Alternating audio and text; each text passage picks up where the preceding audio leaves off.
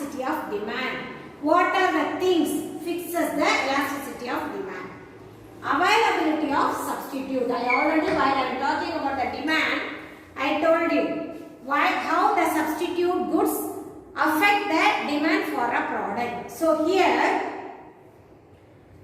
if a close substitutes are available for a product, then the demand for the product is very elastic, isn't it? So, if the price of the product increases, what would happen? For example, if you want to buy a commodity X, if the price of the commodity X is increased, if the goods of the commodity X is increased, what will you do? You will go for Y, because this is Y is the substitute good of X. I already told you on that day, substitute goods coffee and tea. If the price of the coffee powder rises, automatically you will go for the demand for the purchasing the tea powder. So, if a commodity of the price of the commodity increases, automatically the consumers will go for substitute goods. Hence, the demand for the product will be, substitute product will be larger. So, the price elasticity will be larger. Example, vegetables. But at the same time, there is an exception. For example, salt. What is the cost of the salt? It is very minimum. If the cost of the salt increases or decreases, the people will not buy more or less. Whatever they need, only they will buy. So, for salt, there is no close substitutes are available, isn't it? For other things, we have substitutes. For sugar, you can go for jaggery. You have another substitute. For vegetables, you can go for another vegetable. For coffee, you can go for tea. For Horlicks, you can go for Boost.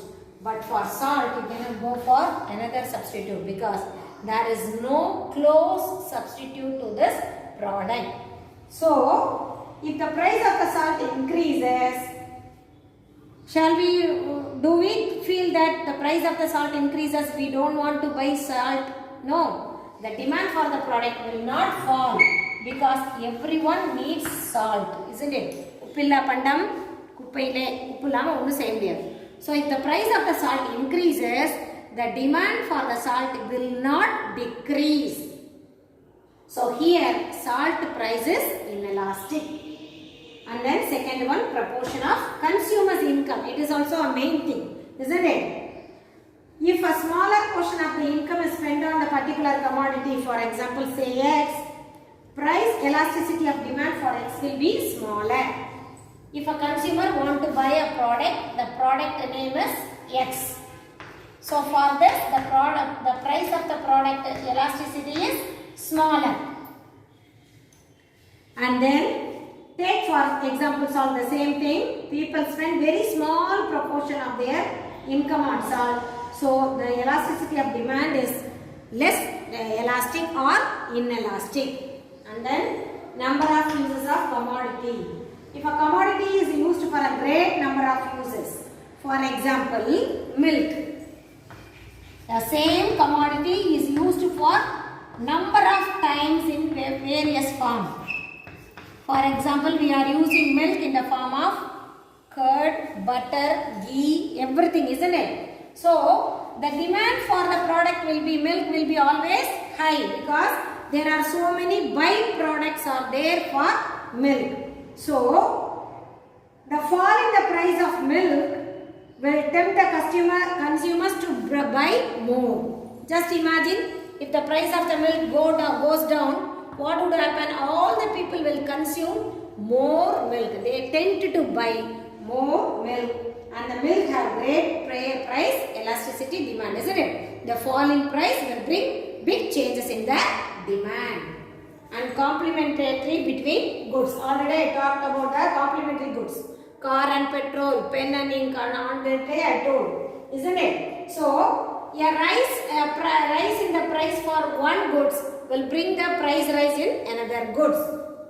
So, here they will have the price inelastic and the time, durability, time. In the long run, the price elasticity of demand for many goods will be larger because in the long run there will be many substitutes are available. We will start to invent, isn't it? Nowadays we to invent for salt, they are using the black salt, Hindu salt, so many salts are we are using. So in the long run, many substitute goods will be found out.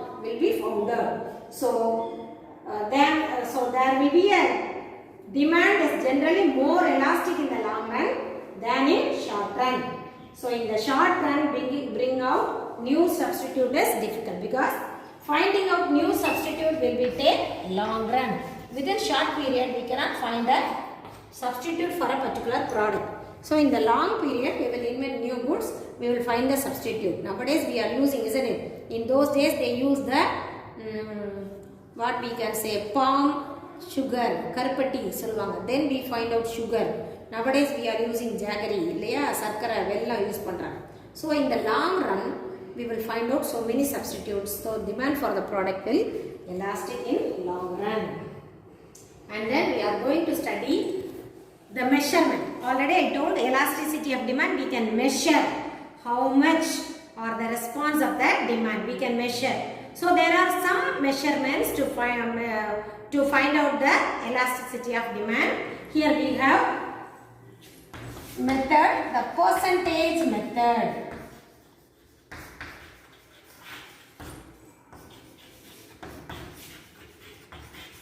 And the second one is total outlay method. And the third one is point method or geometrical method.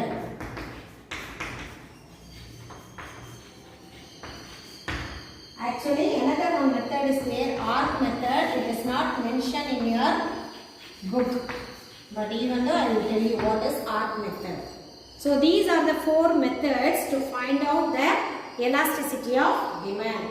What is percentage method? Percentage method is nothing but while we are calculating the elasticity of price, we already told you the proportionate changes in the quantity demanded by the proportionate changes in the price, isn't it? So, which is P by Q.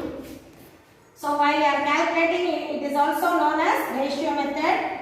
While you are calculating in the ratio method, you will calculate the proportionate changes in the Q by the percentage changes in the, percentage changes in the demanded and the percentage demanded by the price. So this is the formula for percentage method, that is percentage demanded changes, proportionate changes, percentage proportionate changes in the quantity demanded by the percentage proportionate changes in the price. Second one, total outlay method. Here we are going to calculate the total. During the total outlay method, we decide whether the demand is elastic or inelastic. We have to find out. And then which help to change the total outlay of the consumer or the total revenue of the firm. So we have to find out whether it is the demand for the product is elastic or inelastic. So how will you calculate? Here we have to calculate TR means total revenue. That means P into Q quantity. That is total revenue. How will you calculate the total revenue? Price into quantity sold. That is total revenue. Isn't it? Usually we will calculate the total revenue by multiplying the price into quantity sold. So while you calculate this method, you can find out the elasticity of demand. We have a diagram for this.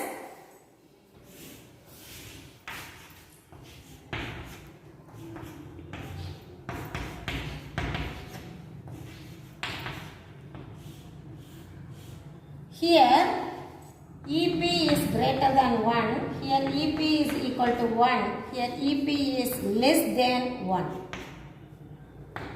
So, in this method, if you calculate price into quantity, you will get this diagram. This is the total outlay method diagram.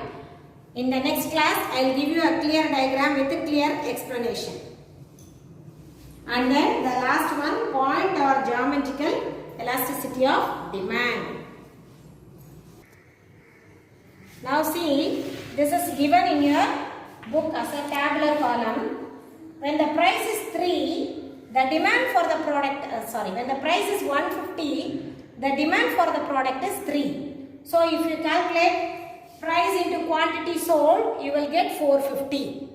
And then the price has been fall. It has reduced, it has decreased. When the price decreases, the demand increases. See, if the price falls from 150 to 125, the demand for the product increases from 3 to 4.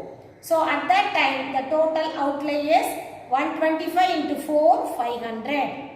Then the price still falls into 100. The demand increases into 5. So 100 into 5, 500. Further, there is a fall in the price.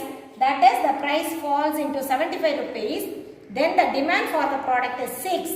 Then 75 into 6, 450. Now see, here there will be a increase in the elasticity. Then if you calculate the both, it will be equal. Then decrease. So based on this, I have drawn the diagram. See, 450 to 500. Then 500 equal 500 to 450. So there will be an increase and decrease in the demand. Okay. So this is called the total outlay method. And the next one is point method. The point method, the same way I have drawn the diagram. In the x-axis I have marked the quantity demanded. In the y-axis I have marked the price. Here I have drawn a demand curve which have 5 points. This is the 5 point I have marked in y. First point, second point, third point at the center which is equal to the origin. Fourth point and fifth point I have marked in E. Now, let me explain the diagram, the point elasticity. How can you calculate the point elasticity of demand in this method? Formula is lowest segment by upper segment. That is, lower segment of the demand curve below the point and the upper segment of the demand curve above point, for example. Now you are going to see the elasticity of demand for the point C. What is there? Here AB by DE, isn't it? Just given the value 1, 1, 1, 1 each. 5 values are there. A is equal to 1, B is equal to 1, C is equal to 1, D is equal to 1, E is equal to 1. Just to keep the value as 1. If we calculate AB by DE is equal to 2 by 2 is equal to 1. So here at the point of C, the value of EP is 1. Now let us calculate the value of E. The value of lower segment by upper segment. Lower segment it is 0, isn't it girls? If you calculate from 1, 2, 3, 4, 5, 5 by, here it is 5. From the lower segment it is 5. The upper segment, what is the value? Sorry, lower segment the value is 0. Upper segment the value is 5. 1, 2, 3, 4, 5. 5 values are there. So how will you calculate here? It will be 0. Isn't it? 0 by 5 is equal to 0. Then if you calculate for EP for D at the point of D, how will you calculate? The point of D we have 1 by 1, 2, 3, 4 is equal to 1 by 4 is equal to what will be there? 0.25, isn't it? So EP is less than 1. You understand? So at the point of B, EP is greater than 1. Here EP will be infinite. this is the point method. In this method also we can calculate the elasticity of demand. And the arc method they didn't mention in your book.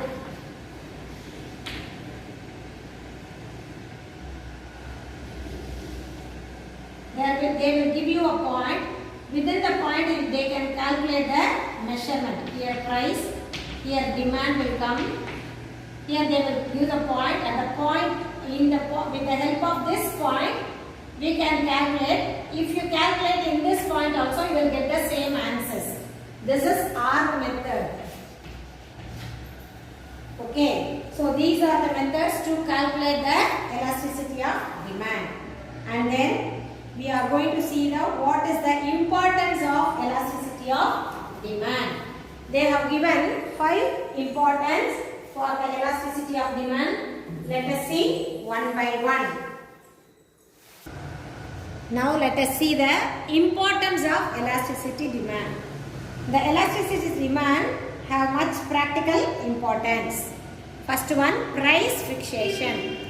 To fix the price in a market, for the commodity in a market. Each seller under monopoly or the imperfect competition, he has to take into account elasticity of demand, isn't it? Do you know what is monopoly? You do not know, I think so. It is a market where a single seller is there. Only one seller. Mono means single. So there will be only one seller. He is only producing that particular good. There is no substitutes. There is no competition. He is the one and only man who is producing the particular goods. So what would be the price there in the monopoly market? ஒரு ஆள் மட்டுமே தான்டா, அவருக்கு காம்படிஷனுக்கு ஆளே இல்லை. He is the only man who is producing that particular goods. அப்படின்னா அவருடைய ப்ராடக்ட்டுக்கு rate எப்படி இருக்கும்? He will be the price taker. That means the price will be high in the monopoly market. Imperfect competition, there are large number of sellers and buyers, and also there many number of goods will be there. So in these two markets, the price based on the price and the demand, based on the demand, the price will be fixed. Based on the elasticity of demand, the price will be fixed. If they fix the high price, sometimes the demand may fall down. So they will fix the price based on the demand for the product. And the second one is production. Usually the producers, they will design their production, isn't it? Basic on the demand for the product, isn't it? This is natural. If their product, if there is a demand for their product, they will produce more. If the demand for the product is less, they will not do the production. So the producers, they will produce goods based on the demand for the product in the market. And then distribution. The next one is distribution. The elasticity of demand also helps the determination for the rewards for the factor of production. Here you have learned the factor of production. Last year you have learned, have you remembered girls, what are the factor of production? Land, labor and capital. Land, labor, capital and entrepreneur. These are the factor of production. So the reward for the factor of production is determined by the demand for the product. The reward for the land is rent. The reward for the labor is wage or salary. The capital is interest. Entrepreneur will get profit. So rent, wage, interest and capital will be distributed based on the product demanded in the market. So the reward for the factor of production will be determined by the demand for the product in the market. If there is a high demand for the particular product, these factor of production will get high income. And then international trade. So it also helps for the find out the terms of trade between two countries. What do you mean by terms of trade? Terms of trade is value of goods. Value of goods exports by exports price by value of goods imports price, that is terms of trade. So this is determined by the demand for the product in the market. So the terms of trade depends upon the elasticity of demand for the goods in the two countries. And then public finance, it demands, it is also help the government to formulating the tax policies, isn't it? In the public finance we studied tax and non-tax revenue. In the tax we studied the indirect taxes. Indirect taxes only imposed on the goods on the price. Price on goods. So while we are studying about the indirect taxes, we have to study about the price of the goods, which is comes under the public finance, which is governed by the government. So for example, imposing tax on a commodity, that is I told, indirect taxes. While they are imposing taxes, they should know what is the demand for the product in the market. Only then they can impose that tax, that is indirect tax, price, the tax which is imposed on the price of the goods. And the last one is nationalization. The concept of elasticity of demand enables the government to decide over nationalization of industries. For some industries, the government will undertake, that is nationalization. The government take over the industries and it produce goods for the people. So all these things will be taken into account based on the demand for the product, particular product in the market. So only if they know the elasticity demand of the product, they will nationalize some industries. So these are the importance of elasticity of demand. So today we have learned what is the level of elasticity of demand and the levels are decreased, and also we studied the measurement of elasticity of demand and the importance of elasticity of demand. In the next class we are going to see the ordinal analysis. Already we have studied cardinal, isn't it? Cardinal utility we have studied. Now we are going to see the ordinal analysis.